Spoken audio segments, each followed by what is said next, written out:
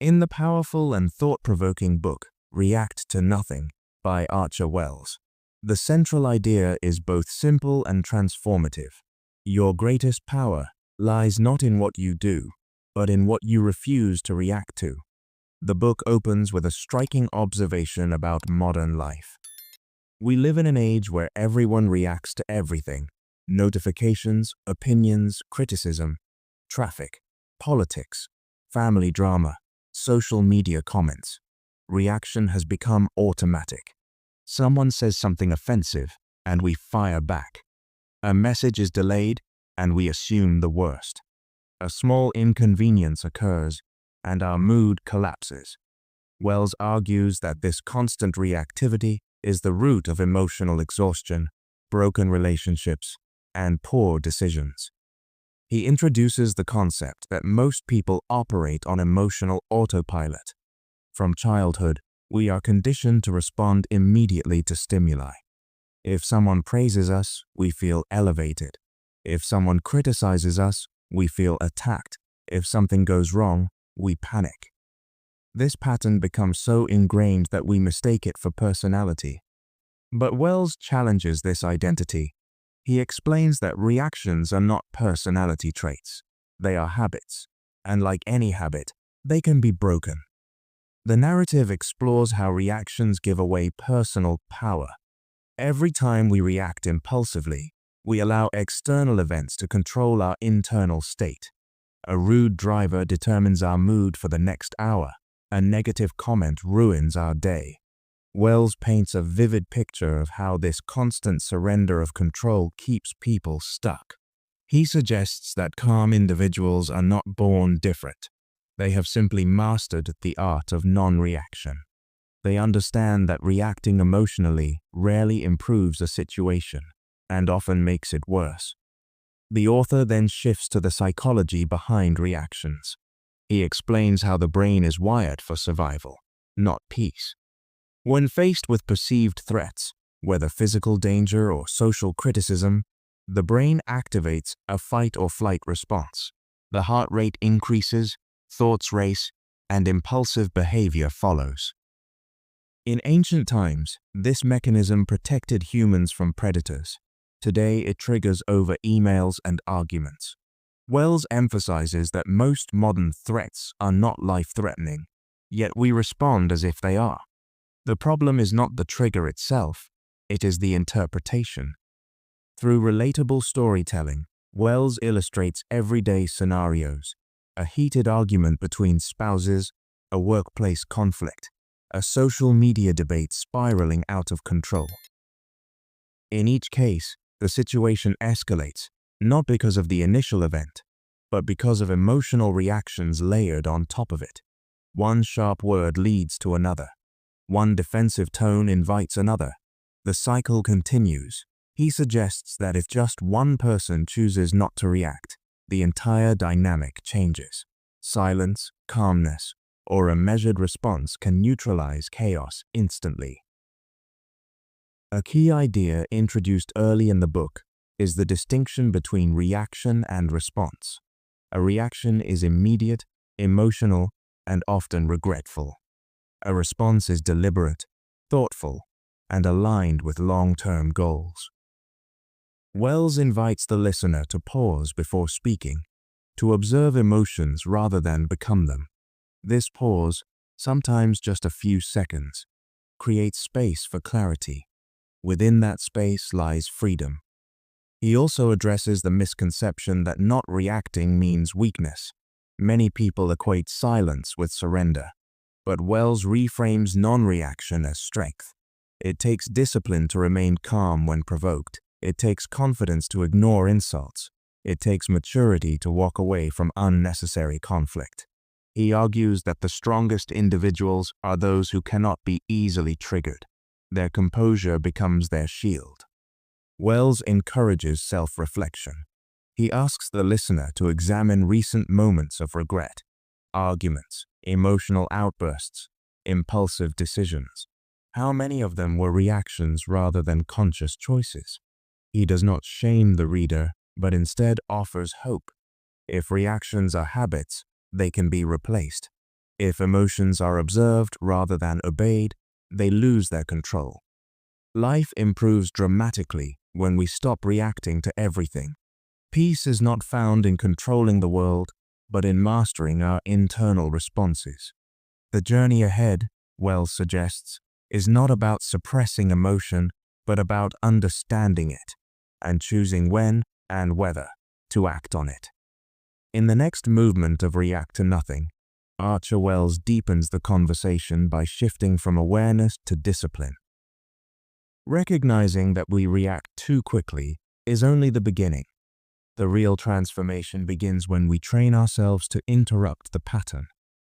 Specific words, tones, behaviors, or situations that consistently provoke a reaction. For one person, it may be disrespect. For another, it may be being ignored. For someone else, it could be criticism about their work or appearance. Wells encourages listeners to identify their personal triggers with brutal honesty. He argues that triggers are not weaknesses to hide, but signals pointing toward unresolved insecurities.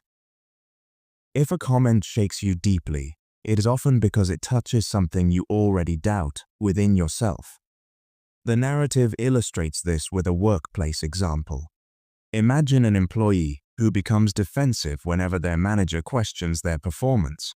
On the surface, it appears they are simply standing up for themselves, but beneath that reaction may lie a fear of inadequacy. The manager's feedback is interpreted not as guidance, but as confirmation of failure. Wells explains that until the internal insecurity is addressed, the reaction will continue. The external world becomes a mirror reflecting what we haven't healed internally.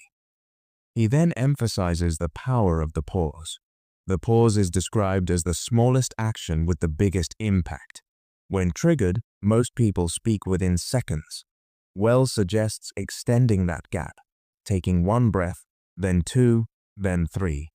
In that brief space, the emotional surge begins to settle. Logic returns, perspective widens. He explains that emotions rise like waves, peak, and then fall. If we do not immediately act on them, they naturally lose intensity.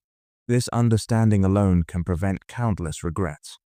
Another powerful concept introduced is detachment from outcome.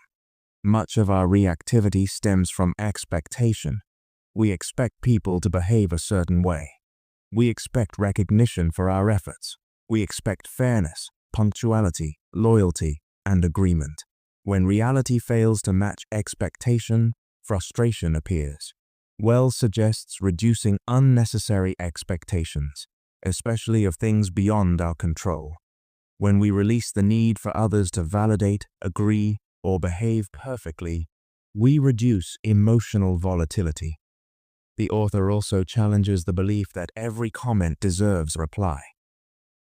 In a world driven by instant communication, silence feels uncomfortable. Social media amplifies this urge. Every opinion invites counter-opinions. Every disagreement becomes public. Wells argues that not every battle is meant to be fought. Sometimes the most strategic move is no move at all. He reminds the listener that attention is currency. When we react, we invest attention. When we ignore, we conserve it. Through storytelling, he describes two contrasting personalities, one who reacts to every insult and one who smiles and moves forward. Over time, the reactive individual accumulates stress, damaged relationships, and a reputation for volatility. The calm individual, meanwhile, builds quiet authority. People begin to respect their stability. Wells explains that composure creates influence. Those who remain steady in chaos become anchors for others. The book also explores physical techniques for mastering non-reaction. Slowing breathing, relaxing the jaw, unclenching fists, small bodily adjustments that signal safety to the brain. Wells notes that the body and mind are connected in a feedback loop. When the body calms, the mind follows. He encourages practicing calmness during minor irritations so that it becomes automatic during major ones. If you cannot remain composed in traffic, it will be difficult to remain composed during serious conflict. Perhaps most importantly, Wells reframes conflict itself. He suggests that many arguments are invitations to emotional traps. Someone may project their frustration onto you, seeking validation for their anger. If you react, you accept the invitation. If you remain calm, the energy dissipates. He reminds the listener that you are not responsible for managing other people's emotions. You are only responsible for your own. Non-reaction is not suppression, it is selective engagement. It is choosing when to speak and when silence serves you better. It is recognizing that peace is preserved not by controlling circumstances, but by mastering interpretation. Wells reassures the listener that this skill develops gradually. There will be setbacks, there will be moments of lost composure, but each pause strengthens awareness. Up to this, the listener begins to see that emotional control is less about dramatic change and more about subtle shifts. One breath longer, one word fewer, one expectation released. Through consistent practice, reacting becomes optional rather than automatic, and in that choice lies a profound sense of freedom. As React to Nothing continues, Archer Wells moves beyond controlling surface-level reactions and begins exploring something deeper, the identity we build around our emotions. He argues that many people unconsciously define themselves by how they react. Someone says, "I'm passionate," but what they often mean is, "I lose control when I feel strongly."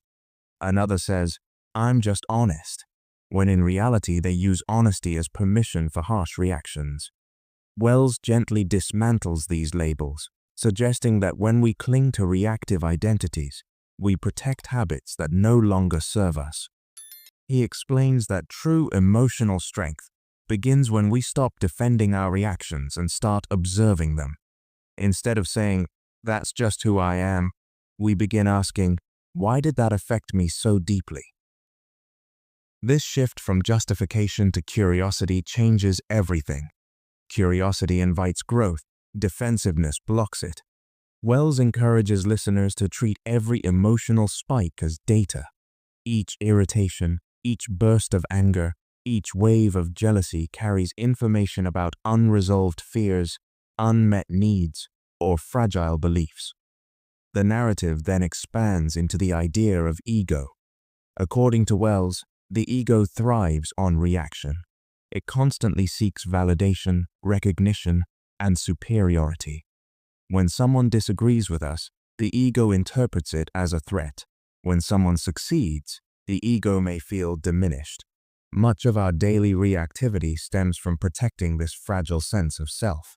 Wells suggests that when we detach from ego-driven impulses, we become less reactive and more grounded. We no longer feel the need to win every argument or prove every point. He shares an example of a heated debate between friends. One person feels compelled to dominate the conversation, interrupting and escalating when challenged. The other listens calmly, responding thoughtfully without attachment to being right. Over time, observers naturally gravitate toward the calmer presence. Wells explains that composure carries quiet authority. People trust those who are not easily shaken. Stability signals confidence. Wells argues that discomfort is not dangerous. We often react simply because we want the uncomfortable feeling to disappear immediately.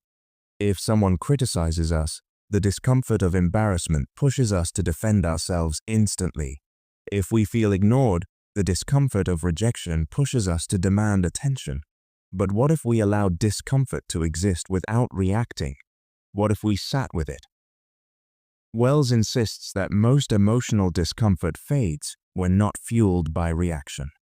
By tolerating temporary unease, we prevent long-term damage. He introduces the idea of long-term vision versus short-term emotion.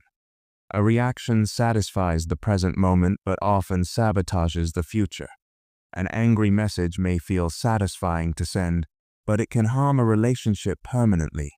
A defensive reply may protect pride today, but damage credibility tomorrow. Wells encourages listeners to ask a powerful question before reacting. Will this matter in a year? This perspective shrinks many conflicts instantly.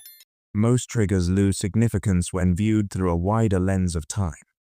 The book also explores relationships in depth. Wells explains that emotional stability is contagious. In families, workplaces, and friendships, one calm individual can reset the tone of an entire group.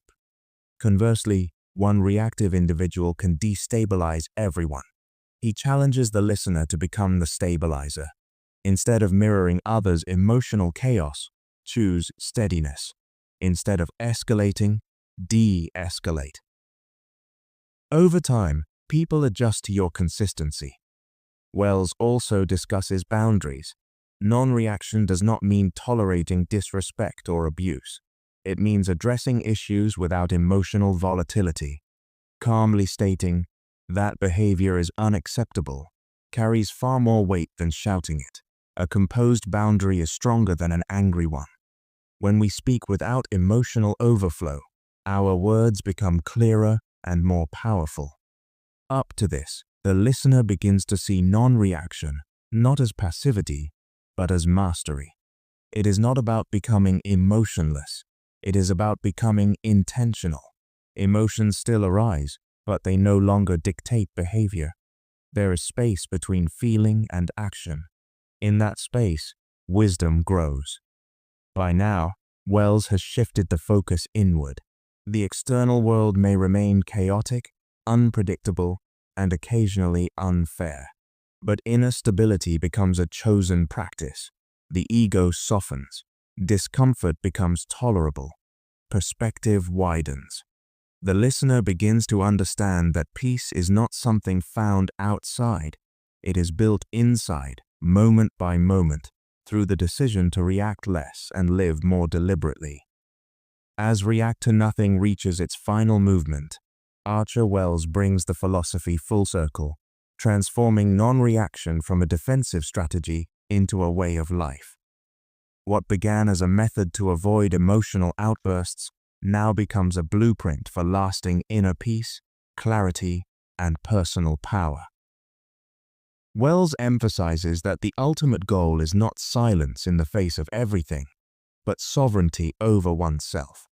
When you truly react to nothing unnecessarily, you are no longer controlled by circumstances, people, or fleeting emotions. He begins this closing section by revisiting the idea of control. Most people spend their lives trying to control external variables, other people's opinions, outcomes, recognition, timing, fairness. Yet these are the very things that remain unpredictable. Wells argues that suffering increases in proportion to the need for control. The tighter we grip, the more frustrated we become. The calmer individual understands a different truth. Control your effort. Control your attitude. Control your response. Release the rest. In doing so, energy once wasted on frustration becomes available for growth. The narrative then explores decision-making. When reactions no longer dominate, decisions improve dramatically. Without anger clouding judgment or insecurity distorting perception, clarity emerges. Wells explains that calmness sharpens thinking. Leaders who master non-reaction are trusted because they do not panic under pressure. They evaluate, observe, and then act. In contrast, reactive individuals create instability. Wells encourages listeners to imagine the version of themselves who handles adversity with steady focus rather than emotional turbulence. That version is not imaginary. It is developed through practice. He also discusses the ripple effect of composure. When you stop reacting impulsively, people around you adjust. Arguments shorten. Gossip loses momentum. Provocations fade.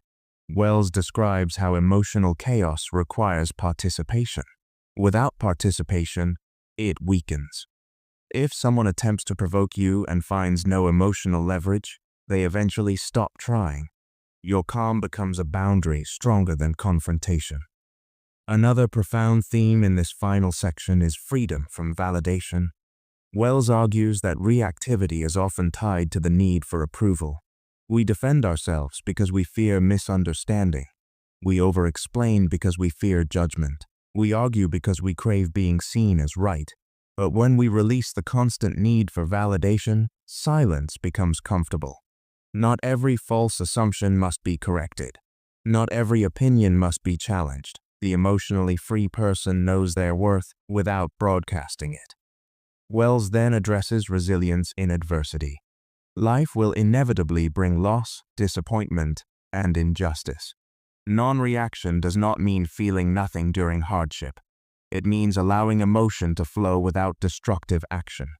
Grief can exist without bitterness. Frustration can exist without cruelty.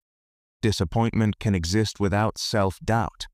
Wells describes this as emotional maturity, the ability to feel deeply yet act wisely. Strength is not the absence of emotion, it is the guidance of it.